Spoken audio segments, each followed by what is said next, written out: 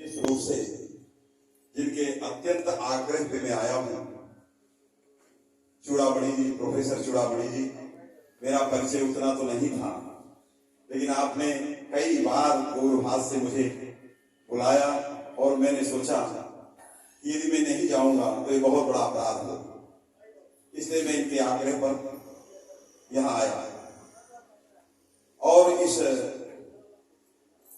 कथा के इस पवित्रतम सभागार में उपस्थित समस्त सन्यासी जन, श्रोतृवृंद, माताएं और बहनें और हमारे विश्वविद्यालय के अत्यंत सहकर्मी हमारे मित्र जोशी जी और आचार्य सरदेंदु जी, और भी इस मंच के कुशल संचालक हमारे स्नेही प्रमोद कुमार मिश्र जी, या जहां से भी कोई जो जैसे भी इसमें जुड़ा है, सभी अत्यंत सौभाग्यशाली हैं।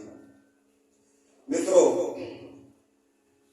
हमेशा जीवन में एक बात आती है और ये सबको आनी चाहिए, क्या हमें करना क्या है, क्या काम हमें करना है और हमें क्या करना चाहिए।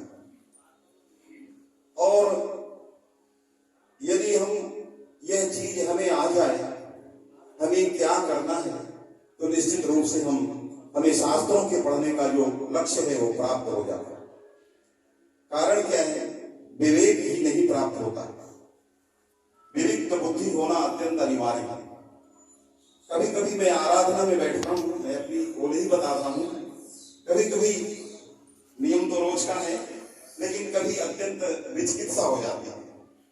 मैं जब आराधना में बैठता हूं तो एक डायरी और पेन रखे रहता हूं, एक तरफ रामचरितमानस रहती है और एक तरफ श्रीमद् भागवत रहती है और सामने भगवती का स्वरूप रहता है।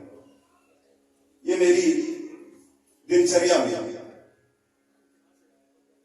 मेरे अंदर भगवती की आराधना करते करते बहुत सारी विचिकित्साएं आती हैं।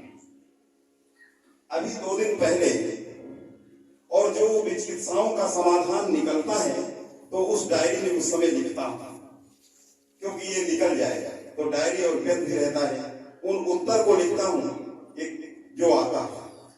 मेरे मन में आया कि हम काशी में रहते हैं, काशी कोई तीर्थ नहीं, तीर्थों से अतिरिक्त है। तीर्थों का कोई तीर्थराज हो सकता, लेकिन जो तीर्थ ही नहीं है, स्वयं साक्षात मुक्ति होगी। मैं कभी सोचा कि अहिल्याबाई ने भी शिवलिंग स्थापित किया, तोडरमल ने स्थापित किया, ये तो हमारी प्रतीकात्मक पूजा है, हमारे प्रतीक है। हमारा पूरा का पूरा पंचक्रोश भगवान शिव का शिवलिंग है। जहां हम रह रहे हैं पंचक्रोश, ये भगवान शिव का साक्षात स्वरूप है। यही शिवलिंग है जो अनादिकाल से यहाँ विराजमान है। मेरे मस्तिष्क में आया